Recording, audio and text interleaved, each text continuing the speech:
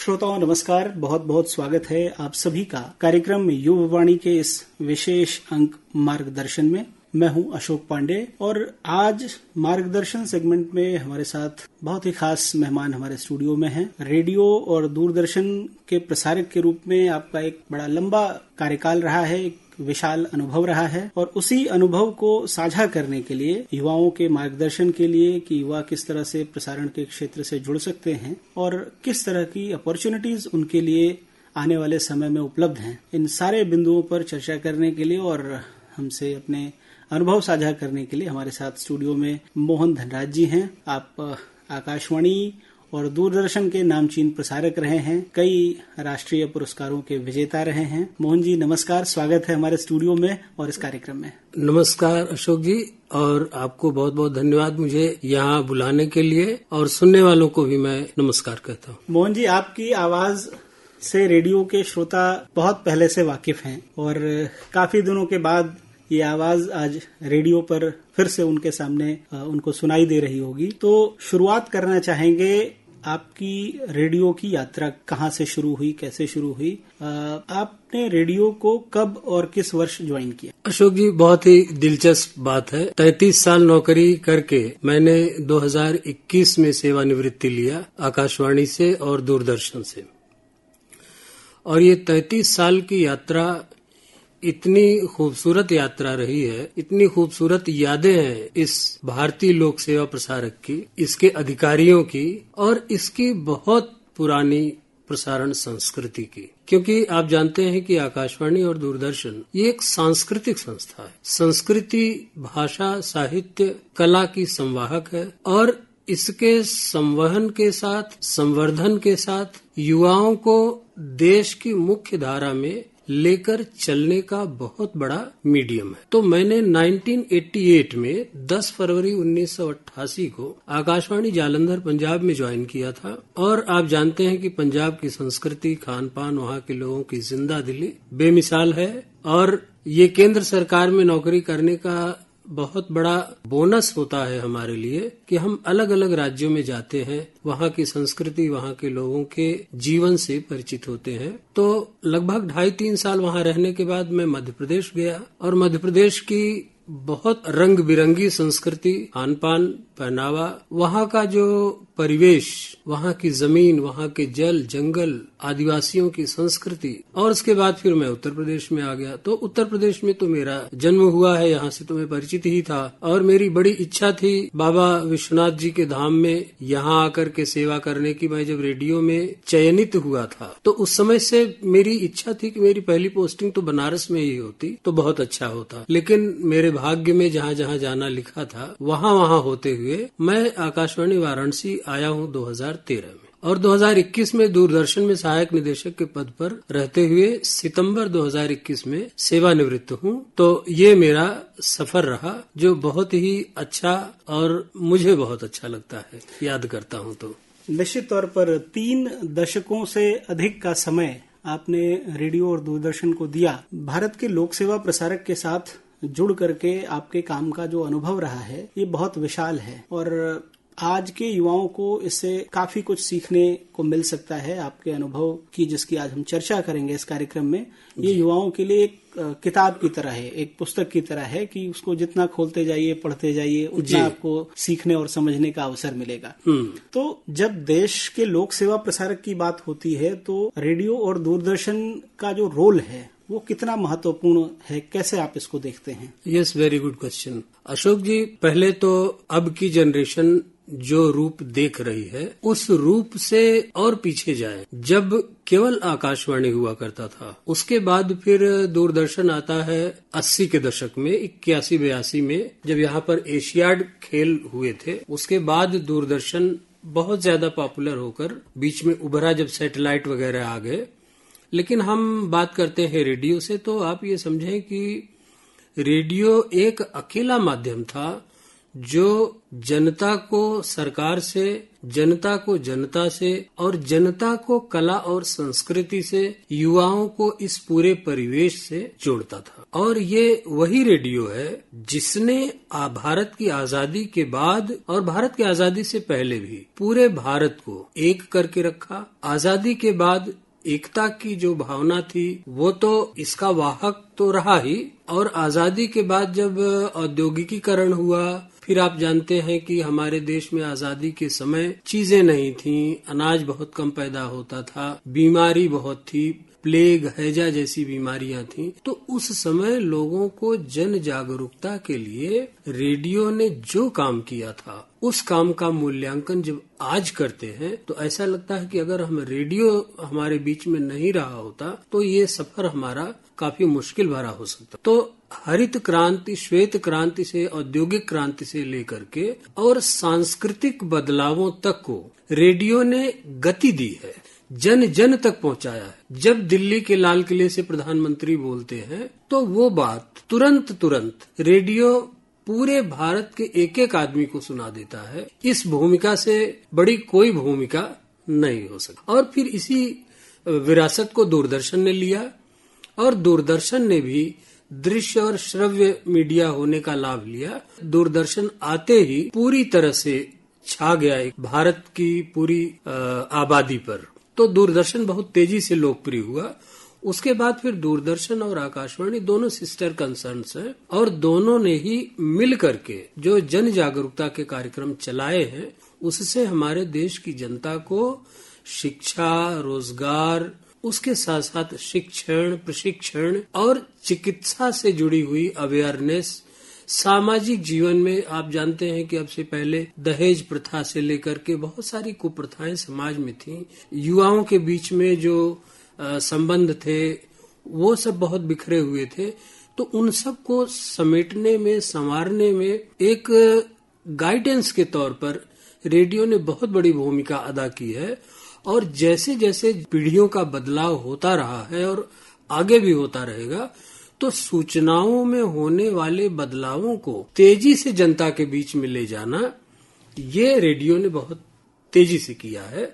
और एक बात मैं प्रसार भारती लोक सेवा प्रसारक और उसके अधिकारियों को, आपको मैं धन्यवाद और साथ में बधाई भी दूंगा कि समय के बदलने के साथ साथ रेडियो ने समय के साथ कदम ताल मिलाकर तकनीक में होने वाले बदलावों को, जो आज जनता के बीच में सोशल मीडिया प्लेटफॉर्म्स हैं, तो उनको भी जिस तरीके से रेडियो ने उपयोग किया है, और आज इंटरनेट पर रेडियो अवेलेबल है, रेडियो मोबाइल पर अवेलेबल है, तो उसकी जो पहुंच है वो और तेजी से बढ़ी है। कई तरीके से आप देखते हैं, तकनीकी माध्यम से भी और कंटेंट क्रिएशन के माध्यम से भी रेडियो ने भारत देश की पूरी आबादी को पॉजिटिवली प्रभावित किया है। रेडियो के बारे में जो बात बहुत महत्वपूर्ण है, लोग कहते हैं कि रेडियो ने देश की भाषा को गढ़ा है। कम्युनिकेशन का तरीका कैसा होना चाहिए, किस तरह से हमें अपनी बात को रखना है, ताकि जो संदेश हम देना चाहते हैं वो हर उस व्यक्ति तक उस संदेश की पहुंच हो जो कम पढ़ा लिखा है। समाज के हर एक तबके तक वो बात कैसे पहुंचाई जा सकती है, ये रेडियो ने बखूबी किया है। बिल्कुल। और रेडियो की ये 3 दशक से अधिक की जो आपकी यात्रा रही है, ये भी बहुत महत्वपूर्ण है। आपने रेडियो और दूरदर्शन में बहुत महत्वपूर्ण बदलावों को होते हुए देखा है। तकनीकी बदलावों की आपने चर्चा की ही।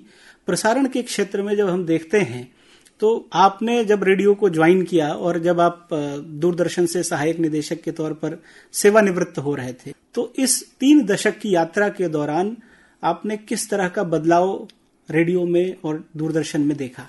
ये की बहुत ही महत्वपूर्ण सवाल है। जो प्रसारण का जो कंटेंट था वो जब हमने ज्वाइन किया था, तो उसी समय लगभग उससे पहले जब उसको कभी बनाया गया रहा होगा, तो उनके ओब्सोलीट यानी कि पुराने हो जाने की परंपरा शुरू हो गई थी।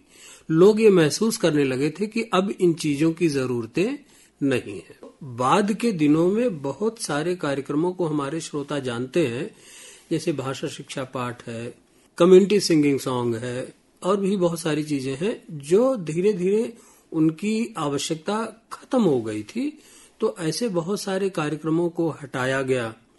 उसके बाद फिर जो हम परंपरागत रूप से पहले प्रसारण करते थे, उस परंपरागत प्रसारण में, और देखिए जो प्रसारण है वो हमारे जीवन से जुड़ा हुआ है, तो हमारा जीवन ही जब परंपरागत रूप से चलते चलते अचानक तेज गति से चलने लगा, तो हमारे बदलाव जो प्रसारण में होने चाहिए थे वो परंपरागत रूप से जो चल रहा था उसमें फिर तेजी से बदलाव हुए। और अब हमारे प्रसारण का जो कंटेंट है, रोज बरोज हमारे युवाओं को, हमारे आम जनता को, किसानों को, मजदूरों को, पुलिस को, प्रशासन को किस तरीके से स्पर्श करता है, किस तरीके से प्रभावित करता है, उस तरह की चीजों को लाया जा रहा है। जैसे उदाहरण के लिए आप देखते हैं कि एक साइबर क्राइम नाम की चीज आ गई है, और अभी हाल हम लोग कोरोना जैसी कोविड-19 से पूरी दुनिया जूझ रही थी। तो ये जो नई नई चीजें आती हैं, नए नए बदलाव आते हैं, तकनीकी में बदलाव आया है, रेडियो से लेकर के कितनी डिवाइसेस, एक उदाहरण है, घड़ियां उसका उदाहरण है।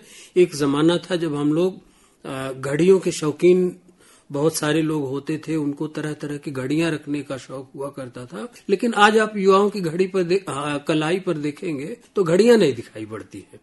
तो इस मोबाइल ने बहुत सारी चीजों को हटा दिया, फेज आउट कर दिया। तो जो हमारा प्रसारण है वो प्रसारण भी इससे अछूता नहीं रहा, और हमने प्रसारण में उन सारे बदलावों को जगह देना शुरू किया, और हमारे प्रसारण की स्पीड यानी गति, जैसे हम श्रोता से बात करते थे तो हम पहले क्या करते थे कि एक पत्र इनवाइट करते थे कह करके, और हमारे श्रोता हमको इतना पत्र भेजते थे, गड्डियां आती थी डेली। डाक व्यवस्था में बदलाव हुआ, वो व्यवस्था सामाजिक बदलाव का हिस्सा था, उसमें किसी को आप ब्लेम नहीं कर सकते, क्योंकि आज जब मोबाइल मौजूद है आपके पास और आप 1 सेकंड में मैसेज करके किसी को संदेश दे सकते हैं, तो जाहिर तौर पर कोई आदमी हाथ से चिट्ठी क्यों लिखेगा। तो उसी की तरह से, उसी की तर्ज पर आपने फोन इन शुरू किया। अब आपने जब फोन इन शुरू किया तो एक जमाना था जब मोबाइल नहीं था तो लोग लैंडलाइन से कॉल किया करते थे। अब तो लोग खेत में काम करते करते आपको फोन लगा देंगे कि मेरे देश की धरती सोना उगले, साहब ये गाना सुनवा दीजिए। अब वो खेत में काम करते हुए मोबाइल पर आपसे बात करते हुए आपसे वो गाना सुन सकते हैं। तो ये जो समाज में चलने की गति बढ़ी है, अगर हमारे आपके जीवन में गति बढ़ी है, तो रेडियो ने उस गति से कदम ताल, कदम से कदम मिलाकर किया है। इसलिए ये रेडियो अपनी प्रासंगिकता को बनाए हुए बहुत अच्छी तरह से और आशानुरूप आगे बढ़ रहा है और आगे बढ़ता रहेगा। मोहन जी, जिस दौर में आपने रेडियो को ज्वाइन किया था, उस दौर से आज का दौर भले ही अलग है, लेकिन आज भारत दुनिया का सबसे युवा देश है। युवा देश इस मामले में है कि दुनिया की सबसे बड़ी आबादी आज भारत में है, और उस बड़ी आबादी का जो सबसे बड़ा प्रतिशत है वो युवाओं का है। बिल्कुल। तो इस लहजे से अगर भारत को दुनिया का सबसे युवा देश कहा जाए मैन पावर के मामले में, तो अतिशयोक्ति नहीं होगी। जी बिल्कुल। तो इन युवाओं का रेडियो से या दूरदर्शन से जुड़ने का क्रम या जो इच्छा थी, वो चाहे 80 का दशक रहा हो और चाहे हम 21वीं सदी में बैठ करके आज उस दौर की चर्चा करें, तो आज भी युवाओं के अंदर रेडियो से जुड़ करके, टेलीविजन से जुड़ करके काम करने की जो इच्छा है वो बहुत बलवती है, और हर युवा चाहता है कि उसको किसी भी तरह से मौका मिले रेडियो से जुड़ने का और टेलीविजन पर आकर के कुछ काम करने का। तो इस स्थिति को आप कैसे पाते हैं? उस दौर में क्या स्थिति थी युवाओं के बीच में, और आज के दौर में जो युवा मास कम्युनिकेशन की पढ़ाई कर रहे हैं या जिनकी इच्छा है कि रेडियो के प्रसारण से वो जुड़ना चाहते हैं, तो वो किस किस तरीके से अपनी स्किल्स को डेवलप करें? तो युवाओं के अंदर जो इच्छा है जुड़ करके काम करने की, वो कैसे पूरी कर सकते हैं, और कौन कौन से ऐसे गुण हैं जो एक प्रसारक में होने आवश्यक हैं? हाँ, एक समय वो था कि जब हिंदी भाषा बोलने वाले क्षेत्र में ही हिंदी की ऐसी दुर्दशा थी कि हम जब स्वर परीक्षण आयोजित करते थे तो बच्चे आते थे तो ये नहीं समझ में आता था कि ये हिंदी बोल रहे तो कौन सी हिंदी है। लेकिन बदलते हुए युग में आज का युवा आप गांव के युवा की बात करिए, शहर के युवा को तो आप छोड़ ही दीजिए। गांव का युवा खड़ी हिंदी बोल रहा है और इतनी बेहतरीन हिंदी बोल रहा है कि आप कमी नहीं निकाल सकते। तो ये एक सकारात्मक बदलाव है और यहाँ से युवाओं के लिए अब सोशल मीडिया से लेकर के और रेडियो तक आने में अब ज्यादा मुश्किलें नहीं है। जब आप संवाद कौशल की बात करते हैं तब आपको कुछ चीजों को ध्यान देना पड़ेगा, जैसे सही व्याकरण की जानकारी। उसके अलावा आज ये उपेक्षा हुई है कि हमारी भाषा में व्याकरण गायब होता जा रहा है, शुद्धता जो है वो खत्म होती जा रही है। जैसे कोई कहता है आप क्या कर रहे हो, ये हिंदी नहीं है। तो जो व्याकरण है वो रेडियो पर आने से पहले आपको दुरुस्त कर लेना पड़ेगा। एक चीज तो ये है। दूसरा ये है कि हमारी बातचीत में एक जो स्थानीय बोली का प्रभाव है वो नहीं होना चाहिए। आपको अपनी भाषा को इतना साउंड करना पड़ेगा और जो संवाद कौशल कम्युनिकेशन स्किल है वो लाने के लिए आपको अध्ययन करना पड़ेगा। ऐसा जरूरी नहीं है कि अगर आपको हिंदी लिखना बोलना आता है, ग्रामर आती है, तो आप संवाद कर सकते हैं, आप अच्छे वक्ता भी बन सकते हैं। नहीं, ऐसा नहीं हो सकता। तब तक नहीं हो सकता जब तक आप अध्ययन नहीं करेंगे।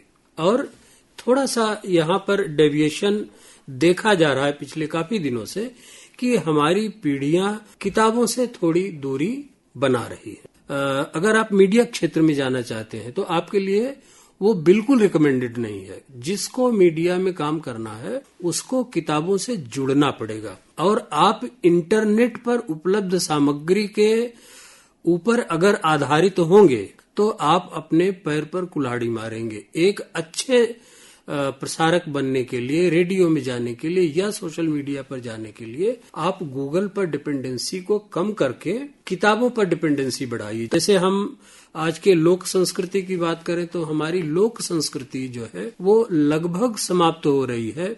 शादियों में विवाह वाले गाने नहीं गाए जाते। अब बच्चे हॉस्पिटल में पैदा होते हैं तो सोहर नहीं गाए जाते। ऐसे ट्रेडिशनल सॉन्ग्स, जैसे अभी सावन बीता है, आपने कजरी गाते हुए सुना? किसी को नहीं सुना, केवल रेडियो पर सुना गया।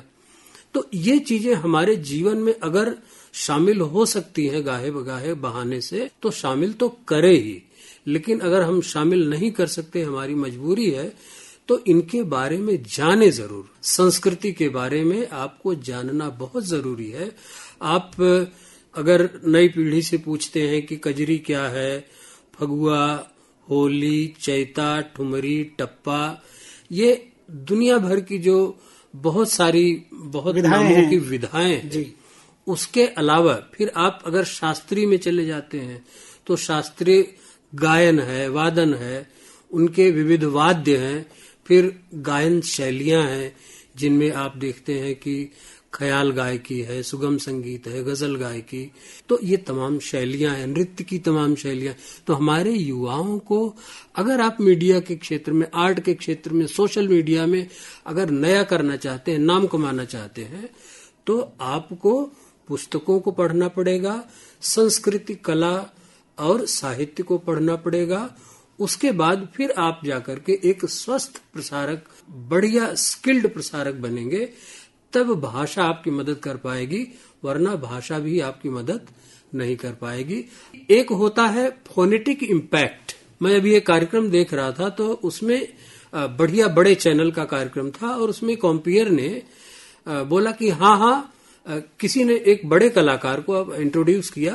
बोला अरे आपकी तो शक्ल पे लिखा हुआ है साहब कि आप तो बहुत बड़े कलाकार हैं। तो देखिए, उन्होंने भी कोई आपत्ति नहीं की, लेकिन बतौर दर्शक मुझे ये बात अच्छी नहीं लगी, क्योंकि मैं मीडिया से जुड़ा रहा हूं। क्योंकि आप अगर किसी को कहते हैं कि आपके शक्ल से ऐसा लगता है, तो क्या है ये, आप जैसे कि ऐसा लगता है आप किसी नोटोरियस आदमी को एड्रेस कर रहे हैं। बुलाया है। हाँ, तो हमारी जो भाषा की शालीनता है, फोनेटिक इम्पैक्ट जिसे हम कहते हैं टेक्निकल लैंग्वेज में, और भाषा की शालीनता कहते हैं प्रसारण की भाषा में और साहित्य की भाषा में। तो हमारा जो भाषाई शालीनता है वो बराबर बनी होनी चाहिए और आपको जानकारी होना चाहिए कि कौन सी बात को किस तरह कहना है जो सुनने में प्रिय लगे, कर्ण प्रिय लगे और सत्य भी हो। ये चीजें बहुत आवश्यक है। आपकी इस बात पर मुझे एक शेर याद आ गया। इरशाद।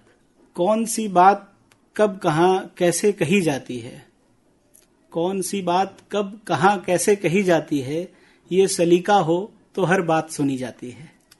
बहुत अच्छा, बहुत सुंदर, बहुत सुंदर।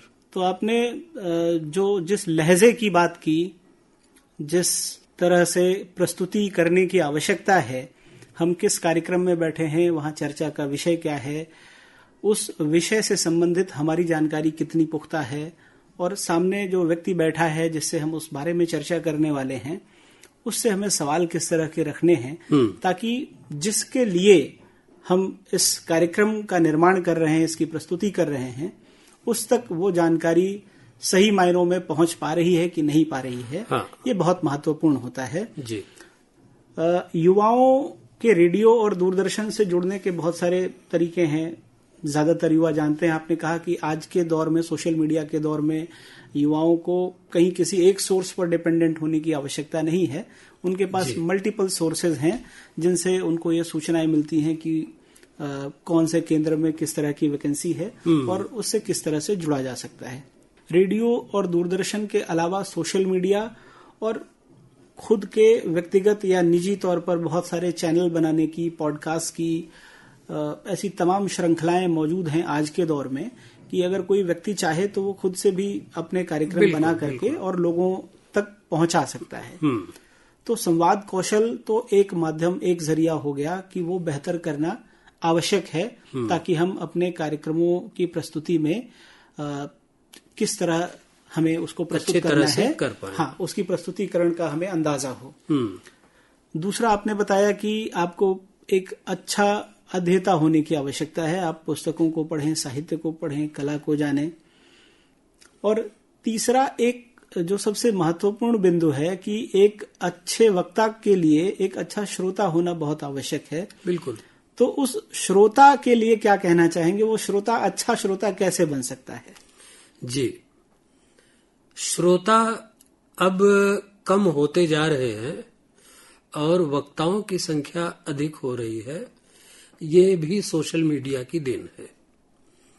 तो सोशल मीडिया में बहुत सारी अच्छाइयां हैं और उन अच्छाइयों के बरक्स मैं ये कहना चाहूंगा कि सुनने की आदत जो है वो हमें डालनी पड़ेगी, क्योंकि आप तब तक किसी बात का सही जवाब नहीं दे सकते जब तक कि आप ये नहीं जानते कि सामने वाला क्या पूछना चाहता है। अच्छा, ये तो बात हो गई उसकी कि जब आप कुछ पूछ रहे हो और आपसे हम आपको जवाब दे रहे हो। मान लीजिए रेडियो सुन रहे हैं, तो सवाल यह है कि आप क्या सुन रहे हैं।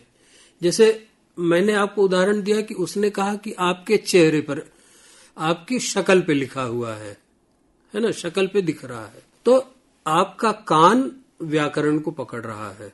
तो जब आप सुन रहे होते हैं तो उस समय केवल सुनते रहिए, देखने के लिए ऐसा कुछ नहीं है।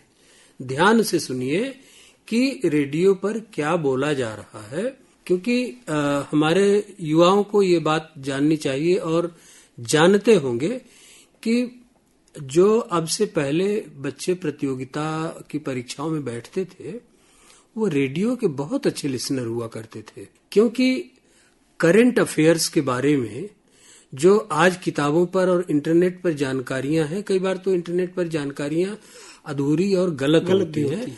और कई बार जैसे मान लीजिए 5 साल पुराने कही गई बात को आज आदमी उठा के लिख देता है तो वो बात इररिलेवेंट हो जाती है। तो रेडियो में जो है इतने एक्सपर्ट, अपने विषय के विशेषज्ञ आकर के अपनी बातें रखते हैं, चाहे स्वास्थ्य की बात करिए, साइंस एंड टेक्नोलॉजी की बात करिए, तो एजुकेशन की बात करिए, आर्ट एंड लिटरेचर की बात करिए, तो इतनी अच्छी और पुख्ता जानकारी रखते हैं। और रेडियो का एक सिस्टम है कि हम कभी भी कोई गलत सूचना रेडियो से नहीं देते स्ट्रिक्टली, क्योंकि हमारा सिस्टम ऐसा है कि वो पकड़ में आ जाएगा। अगर गलती से चला गया तो उसको हम रिग्रेट कर लेंगे। तो आप लिसनर अगर एक बार रेडियो के बन जाएंगे तो आप देखेंगे कि ज्ञान ने धीरे धीरे आपके दिमाग में जगह बनाना शुरू कर लिया, और वो व्यक्ति भाग्यशाली है जिसके दिमाग में ज्ञान घर बनाना शुरू कर देता है, क्योंकि तब आपकी जानने की जिज्ञासा बढ़ती चली जाएगी। फिर जब आप सही चीजें जानेंगे तब आप बड़े बड़े मंचों पर जाकर के डिबेट कर सकते हैं, बड़े बड़े चैनलों में आप जाकर के अपनी बात रख सकते हैं। लेकिन अगर आप अधूरी जानकारी रखेंगे तो क्या होगा कि जैसे ही आपके सामने कोई एक्सपर्ट ओपिनियन लेने देने की बात आएगी, आप रुक जाएंगे वहां पर। फिर आपका संवाद कौशल और भाषा ज्ञान, जैसा कि मैंने कहा कि जब तक आपका ज्ञान पुख्ता नहीं होगा तब तक भाषा आपकी मदद नहीं कर पाएगी। भाषा एक मीडियम है, लेकिन ज्ञान आपका कंटेंट है। ज्ञान को संजोने और संवारने के लिए, बटोरने के लिए बहुत अच्छा श्रोता होने की आवश्यकता है, और व्यक्तिगत जीवन में भी, और रेडियो या दूरदर्शन या किसी मीडिया चैनल को सुनने के समय भी। मोहन जी, ये तो बातचीत रही कि रेडियो से जुड़ने के लिए या दूरदर्शन से जुड़ने के लिए या व्यक्तिगत तौर पर अगर कोई अपना कुछ काम शुरू करना चाहता है तो किन किन बिंदुओं पर उसको काम करने की आवश्यकता है, कैसे वो अच्छा वक्ता बन सकता है, कैसे वो अच्छा श्रोता बन सकता है, इस पर बहुत बेहतरीन जानकारी आपने दी। चलते चलते चूंकि वक्त हो रहा है कार्यक्रम को समाप्त करने का, तो आज के दौर में युवाओं में आप किस तरह के बदलाव को महसूस करते हैं, करियर को लेकर के, पीयर प्रेशर को लेकर के, पारिवारिक या सामाजिक दबाव को लेकर के? रोजगार इस देश में एक बड़ा मुद्दा है, खास करके देश के युवाओं के लिए। तो उस प्रेशर को कैसे हैंडल करना है, क्योंकि आपका तो बड़ा लंबा अनुभव रहा है और वो प्रेशर निश्चित तौर पर उस दौर में भी होता होगा। बिल्कुल रहा होगा, और वो आज भी है और आने वाले वक्त में भी वो रहेगा। पर उसको हैंडल करने का जो जीवन में खट्टे मीठे अनुभव होते हैं, इनको किस तरह से हैंडल करना है और किस तरह की कार्यशैली हमारी होनी चाहिए, ताकि हम न सिर्फ अपने पारिवारिक जीवन में बल्कि अपने सामाजिक या कार्यालयी जीवन में अगर हम कहें तो हमारी जो यात्रा हो वो सुखद हो और हम अच्छे अनुभवों के साथ अपनी उस यात्रा को पूरा कर सकें। जी, हमारी जो आज की पीढ़ी है वो कई मायनों में बहुत भाग्यशाली है। जैसे जब हम लोग जवान हो रहे थे, वो जमाना 80 के आसपास का है, हमारे पास उस समय आर्ट ऑफ लिविंग जैसा कोई कॉन्सेप्ट नहीं था। आज आपको सोशल मीडिया पर आर्ट ऑफ लिविंग बताने वाले लोग हैं, और मनोविज्ञान का दायरा पहले इतना नहीं था, अब मनोविज्ञान का दायरा बहुत बढ़ा है। अब लोग बहुत सारे आपको मिल जाएंगे जो कंसल्टेंसी प्रोवाइडर्स हैं, तो ये युवाओं के लिए एडवांटेज है। लेकिन सवाल यह है कि ये एडवांटेज जो कहते हैं आवश्यकता आविष्कार की जननी है, तो जब आवश्यकता पड़ी होगी तभी ये आए। यानी कि कहीं न कहीं हमारे युवा, कहीं न कहीं हमारी जनरेशन प्रेशर में थी, तो उस प्रेशर को हील करने के लिए, कंट्रोल करने के लिए ही इन लोगों का जन्म हुआ होगा। वो एक डेवलपमेंट के साथ, विकास के साथ चलने वाली प्रक्रिया है, और ये सहज प्रक्रिया है, ये चलती रहेगी। इसमें सवाल ये है कि इस दौड़ में अपने आप को हम कैसे फिट रखें। उसका सेट पैटर्न या कोई फार्मूला नहीं होता। एक जिंदगी ही ऐसी होती है जहां 2 और 2 4 नहीं होते। यहाँ 1 1 2 भी होता है, 1 1 11 भी होता है, और 1 1 0 भी होता है। इसलिए हमारे युवा को इस गणित को समझना पड़ेगा कि 1 1 11 बनाना है, कि 1 1 2 बनाना है, कि 1 1 0 बनाना है। इन फॉर्मूले पर काम करने के लिए आपको क्या करना पड़ेगा? सबसे पहले आप समाज में फिट हों, इसके लिए आपको अपने अंदर व्यक्तिगत चारित्रिक गुणों को विकसित करना पड़ेगा। आपको व्यक्तिगत चारित्रिक गुणों को सीखना होगा, और उसके लिए जो हमारी पुस्तकें हैं, जो हमारे महापुरुष हैं, स्वामी विवेकानंद, महात्मा बुद्ध, कबीर, आप इनको पढ़ेंगे। जब इनको पढ़ेंगे तो आपको ये पता चलेगा कि जीवन क्या है, जीवन का रहस्य क्या है। और जीवन का रहस्य बहुत गूढ़ नहीं है। जो लोग कहते हैं कि बहुत गूढ़ है, इसको आप गूढ़ मत मानिए। आप इसको ये मानिए कि आप अगर 1-1-0 कर रहे हैं तो आप गलत कर रहे हैं, 1-1-2 कर रहे हैं तो थोड़ा ठीक है, 1-1-11 करिए आप सक्सेस हैं। तो आप अपने अंदर सबसे पहले ऐसे गुणों को विकसित करिए कि सब लोग आपके पास बैठना चाहें, न कि आपको देखते ही भागना चाहें। तो कहने का मतलब यह है कि हमको अपने जीवन में धैर्य बना करके, और कभी भी आपको फेल्योर से भागना नहीं है कि फेल हो गए तो हम भागें, बल्कि उसको सामना करें, हिम्मत पैदा करें, नैतिक बल पैदा करें। निश्चित तौर पर जो बातें मोहन जी आज आपने हमारे युवा साथियों के लिए साझा की हैं, हमारी इस चर्चा को जो भी साथी आज अपने रेडियो के माध्यम से, मोबाइल फोन के माध्यम से या कार में घूमते हुए सुन पा रहे हैं, उनके लिए आपका ये अनुभव बहुत काम का है। और न सिर्फ व्यावसायिक क्षेत्र में बल्कि जीवन के हर एक क्षेत्र में ये अनुभव उनको निश्चित तौर पर मदद करेगा। और युवा साथियों को आपने अपने संवाद कौशल को बेहतर करने के जो टिप्स दिए हैं, ये भी उनके जीवन में एक बड़ा बदलाव ला सकते हैं अगर वो इस ओर प्रयास करते हैं। जी, आप समय निकाल करके आए, इतने विशाल अनुभव को हमसे साझा किया, आपने हमें समय दिया, आपको बहुत बहुत धन्यवाद। आपको बहुत बहुत धन्यवाद मेरी तरफ से, मुझे अवसर देने के लिए, अपनी बात कहने के लिए बहुत बहुत धन्यवाद।